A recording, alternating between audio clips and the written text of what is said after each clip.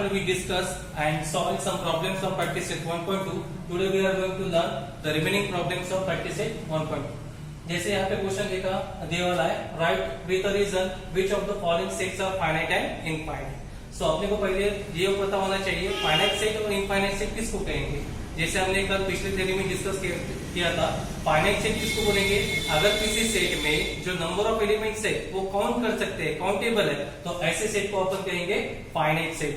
और जो ऐसा सेट है जिसमें नंबर ऑफ एलिमेंट्स अनकाउंटेबल है, अनलिमिटेड है, तो ऐसे सेट को क्या कहेंगे, इनफाइनाइट सेट। सो अपने को इस सेट में पता करना है कि इसमें जो एलिमेंट्स है ये काउंटेबल है या नहीं है। अगर काउंटेबल होता है तो फाइनाइट बोलेंगे और अनकाउंटेबल है तो इनफाइनाइट। जैसे फर्स्ट क्वेश्चन में दिया है सेट ए दिया है x such that x is less than 10 and x is a natural number। क्या बोला इसे, इस सेट में जो एलिमेंट्स है वो कैसे है, लेस देन 10 है, और कैसे एलिमेंट्स है, नेचुरल नंबर से। सो अपने को पहले ये पता करना चाहिए कि इसमें कौन से एलिमेंट बिलोंग्स करते हैं। So solution is a is equal to set having elements, क्या बोला है, लेस देन 10 और जैसे natural number. So less than 10 natural number कौन से आएंगे, 1 2 3 4 5 6 7 8 9। लेस देन 10 बोला तो एक कम आएगा। सो जो एलिमेंट्स है हम इजीली काउंट कर सकते हैं, 1 2 3 4 5 6 7 8 9। सो ये काउंटेबल है जो एलिमेंट्स है। सो काउंटेबल कर सकते हैं तो क्या लिखेंगे, the number of elements in set A is countable, that's why so set A is finite set, क्योंकि इसमें जो एलिमेंट्स है वो अपन इजीली काउंट कर सकते हैं, इसलिए सेट ए को क्या बोलेंगे, finite set. Second question B set में दिया वाला है y such that y is less than -1 and y is an integer। अपने को पता है सेट ऑफ इंटीजर क्या होता है, ऐसा सेट जिसमें 0 पॉजिटिव नंबर और नेगेटिव नंबर बिलोंग्स करते हैं, ऐसे सेट को क्या कहा जाता है, इंटीजर। यहाँ पे कंडीशन क्या दी है, y is less than -1। अभी नेगेटिव नंबर में उल्टा है, जैसे जैसे नंबर बढ़ेंगे -1 से लेसर कौन सा होगा, -2 से लेसर कौन सा होगा, -3। सो यहाँ पे कंडीशन क्या दी वाली है, y is less than -1 and y is a integer। So B set में क्या बिलोंग्स करेंगे, कौन से एलिमेंट्स आएंगे, -2 क्योंकि -1 से लेसर है, -2 -3 -4 एंड सो ऑन। सो यहाँ पे ऑब्जर्व करना है जो एलिमेंट्स है वो काउंट कर सकते क्या, नहीं, अनकाउंटेबल है, अनलिमिटेड है। सो जो सेट है तो यहाँ पे क्या लिखेंगे, the number of elements of A set B is uncountable, that's why set B is a infinite set. इसको क्या बोलेंगे, इनफाइनाइट। रीजन आप ऐसे लिखना है, मैंने एक सॉल्व करके दिया है, इस हिसाब से यहाँ पे लाइन लिखना है, खाली मैं यहाँ पे आंसर लिख के दूंगा, infinite set, because set B is infinite set because the number of elements are uncountable, that's why it is called infinite set। Third question के लिए, थर्ड क्वेश्चन दिया है set of a C is a set of a student of class 9 from your school।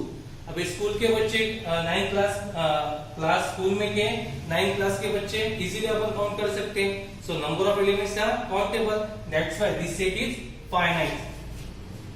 तो यहाँ लिख सकते हैं reason, the number of students of in your school is countable, that's why this set C is a finite set। so set C is a finite set। आपको पूरी तरह reason लिखना है, मैं जस्ट शॉर्ट आंसर में बता रहा हूँ, आपको पूरा इस हिसाब से लिखना है, मैं नोट्स दूंगा आपको, उस हिसाब से लिखना है बाद में। Fourth question set of a people from your village, अपने जो जहाँ पे अपन रहते हैं वहां पे लोगों की संख्या। सो इजीली काउंट कर सकते हैं हम, पूरे भारत की लोग संख्या काउंट कर सकते हैं, तो विलेज की क्यों नहीं काउंट कर सकते। So set of a people from your school, from your village, so number of peoples in your village is countable, that's why set, इसको समझो डी से रिप्रेजेंट करेंगे। So set D is finite because the number of people living in your village can be countable, that's why set D is a finite set। Next is set of a whole number. हमने पहले theory में discuss किया है set of whole number, set of integer, set of natural number ये कैसे होते हैं, infinite, because हम काउंट नहीं कर सकते। So set of a whole number, समझो इसको जो भी सेट से डिनोट किया है, समझो मैं f से डिनोट करता हूँ। f क्या है, set of a whole number. So set f is a infinite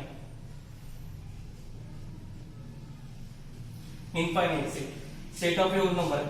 last question है set of a rational number. Again set of a whole number, set of a rational number क्या होता है, infinite, because दो इसमें जो elements रहते हैं countable नहीं है, अनकाउंटेबल है, that's why this set is also infinite set. Okay friends, now this we complete the practice set 1.2. now for the practice set 1.3 we need some basic concept and that basic concept is Venn diagram.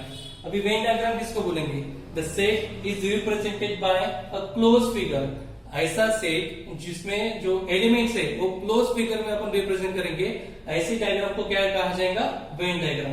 और इसमें किस type के when diagram generally use करते हैं, सो rectangle type की use करते हैं, circle और ट्रायंगल्स, इस शेप के जो डायग्राम्स है जनरली वेन डायग्राम के लिए यूज किया जाता है।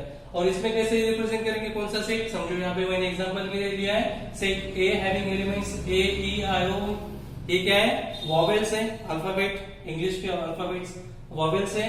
सो इसमें वेन डायग्राम में हम कैसे रिप्रेजेंट करेंगे, जनरली रेक्टेंगल में वेन डायग्राम रिप्रेजेंट करते हैं। सो उसको नाम क्या है, सेट ए, तो मैंने ए सेट नाम दिया है और इसमें एलिमेंट्स क्या है, ए ई आई ओ यू। सो इस तरह से हम वेन डायग्राम रिप्रेजेंट करेंगे। और ऐसा जरूरी नहीं कि रेक्टेंगल यूज करना है, किसी किसी इसमें सर्कल भी यूज कर सकते हैं, ट्रायंगल्स भी यूज कर सकते हैं, एक्सेट्रा। नाउ द सबसेट, ये मोस्ट इंपोर्टेंट टॉपिक है सबसेट। तो सबसेट क्या बोलेंगे, डेफिनेशन दी वाली है, if every element of set x is an element of set y then set x is a subset of set y। ये line पढ़ने से आपको थोड़ा सा डिफिकल्ट जाएगा क्योंकि सबसेट किसको बोलेंगे। सो उसके अंडरस्टैंड करने के लिए हम इजी एग्जांपल लेते हैं। समझो सेट x लिया having elements 1 2 3 and second set लिया y हैविंग एलिमेंट्स 1 2 3 4। अभी डेफिनेशन क्या बता रही है, every element of set x के पूरे एलिमेंट अगर पूरे एलिमेंट सेट y में बिलोंग्स करते हैं, प्रेजेंट होते हैं, तो सेट x को y का सबसेट कहा जाएगा। देखो यहाँ पे x का एलिमेंट कौन सा है, 1 2 3, और वही एलिमेंट बिलोंग करते पूरा प्रेजेंट है किसमें, सेट y में 1 2 3। सो x के पूरे एलिमेंट इसमें कंप्लीटली प्रेजेंट है। सो x को बोलेंगे x is a subset of y, और सबसेट बताने के लिए ये साइन का यूज करते हैं। तो इसमें क्या हुआ, x के पूरे एलिमेंट जो प्रेजेंट है इस सेट में y, तो इस टाइम पे क्या कहा जाएगा, x is a subset of y, और इसको पढ़ेंगे x is a subset of y। But अगर इसका रिवर्स करेंगे, कैन बी से that y is a subset of x, y x का सबसेट कह सकते क्या अपन, तो वो देखेंगे। उसके लिए कंडीशन क्या होना कि y के पूरे एलिमेंट इसमें प्रेजेंट होना चाहिए x सेट में। अगर ऐसा होता है तो y को x का सबसेट कहेंगे।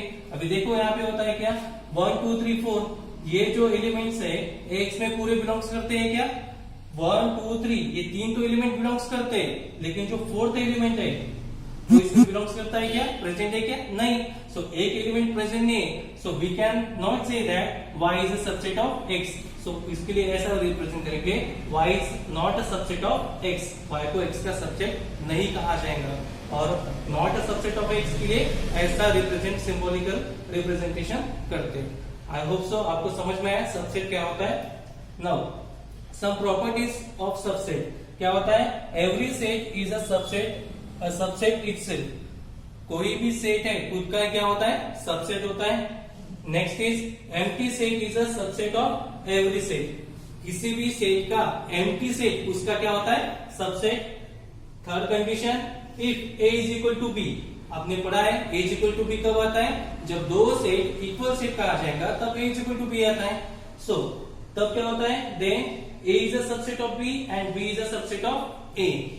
समझो अपन ने दो सेट लिए 1 2 3, समझो a सेट में एलिमेंट्स है 1 2 3 और b सेट में एलिमेंट्स है 1 2 3। सो दोनों सेट में एलिमेंट्स कैसे सेम है, सो अपन लिख सकते हैं A is equal to B because ये हो गए इक्वल सेट। अब नेक्स्ट कंडीशन क्या दिया, if A is equal to B then A is a subset of B। अब A B का सबसेट होता है कि देखेंगे अपन, तो A is a subset of B बताने वाला है। सो इसमें कंडीशन क्या चेक करेंगे, A के जो एलिमेंट्स है पूरे B में प्रेजेंट है क्या, सो ऑब्वियसली 1 2 3 B में भी प्रेजेंट है, सो सेट A को B का सबसेट कहा जाएगा। और दूसरी कंडीशन क्या दी है, B is a subset of A, B is a subset of A। अभी देखो B के जो एलिमेंट्स है पूरे प्रेजेंट होना चाहिए A में, B के जो एलिमेंट्स है 1 2 3 वो A में प्रेजेंट है, सो B is also can be the subset of A। ये होगी थर्ड कंडीशन। और फोर्थ वन इज अगर ऐसा होता है if A is a subset of B and B is a subset of A, यही कंडीशन, तो कहा जाएगा A is equal to B। अगर A B का सबसेट है और B A का सबसेट है तब कहा जाएगा A is equal to B। ये सब basic properties of subsets. I hope so आपको अंडरस्टैंड हुआ सबसेट मींस क्या होता है, और यही थ्योरी पे बेस है आपका अगला प्रैक्टिस से।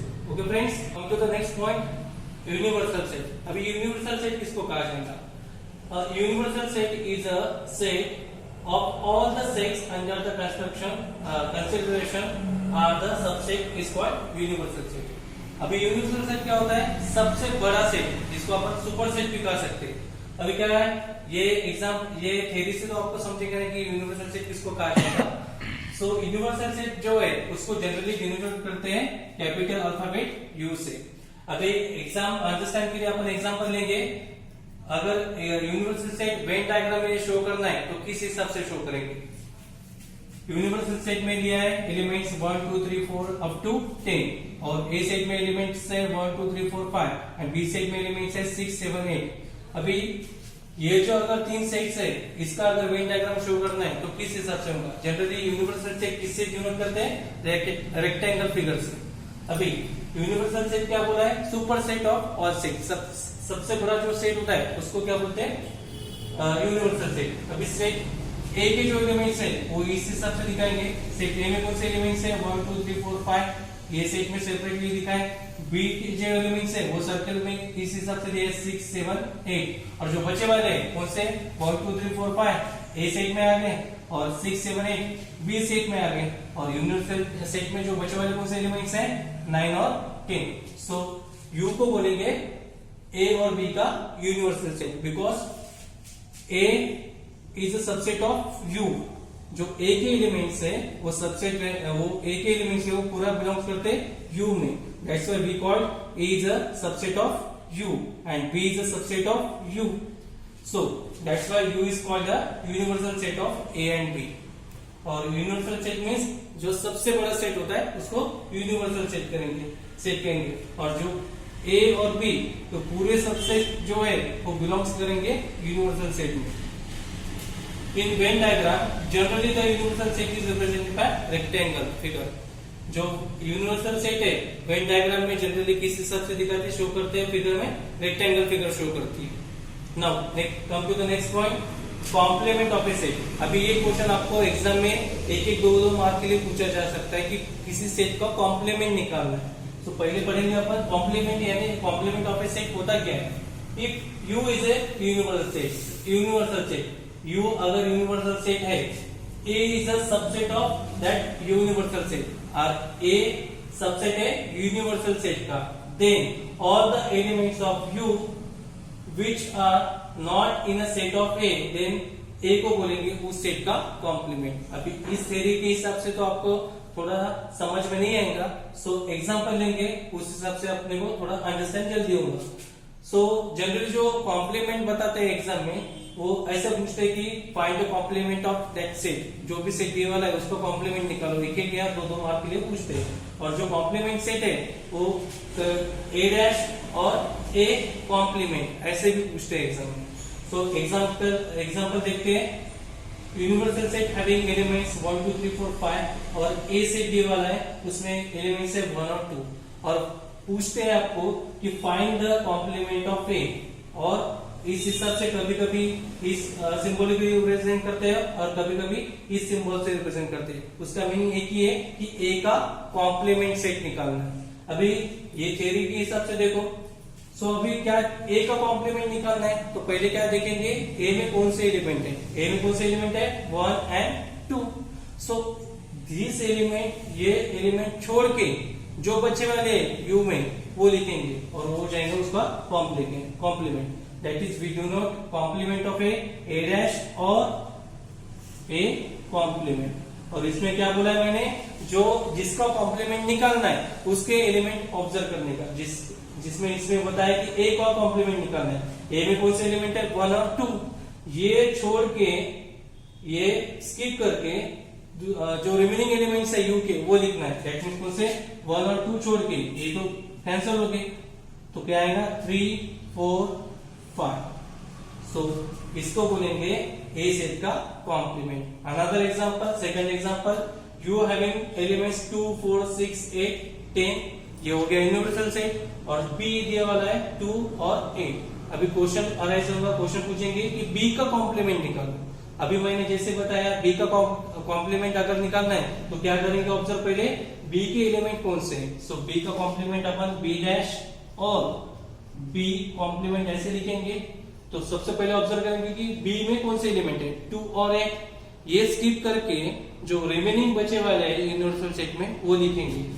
2 और 4 तो आ गया, वो छोड़ के जो रिमेनिंग कौन से बचा 6 8 और 10, ये हो गया बी का कॉम्प्लीमेंट। देखो अभी बी का कॉम्प्लीमेंट पूछा है तो हमने पहले क्या ऑब्जर्व करना पड़ेगा कि बी में कौन से एलिमेंट्स है 2 और 8 है। सो इसका कॉम्प्लीमेंट अगर निकालना हो तो ये एलिमेंट छोड़ के जो बचे वाले हैं यू के वो लिखना है। जैसे 2 और 8 छोड़ दिया तो क्या बचा 2 और 8 स्किप करने का है, तो क्या रिमेनिंग रह गया 4 देन 6 देन 8 तो बी में आ गया और 10।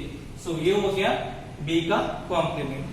सो इस हिसाब से हमने आज थ्योरी देखी है, यही थ्योरी का बेस लेके जो नेक्स्ट प्रैक्टिस सेट है 1.3 वो सॉल्व करेंगे। आई होप सो आपको ये थ्योरी समझ में आई। और आज कुछ होमवर्क दिया जाएगा, वो होमवर्क आपको सॉल्व करना है, उसका स्नैप निकालना है और मेरे व्हाट्सएप नंबर पे सेंड करना है। Okay friends, thank you.